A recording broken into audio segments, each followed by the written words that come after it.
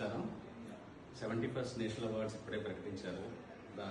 అందులో బేబీకి 2 national awards గెలుచుకున్నాం. అందులో చాలా ముఖ్యమైన కేటగిరీస్లో గెలుచుకున్నాం. ఒకటి బెస్ట్ స్క్రీన్ ప్లే, రెండవది బెస్ట్ మేల్ సింగర్.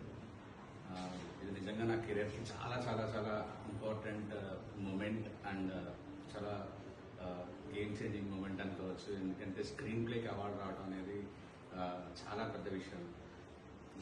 చాలా సంతోషంగా ఉంది. నేను ఒక్కటే చెప్తా, తను నమ్మకపోతే ఇది జరిగేది కాదు.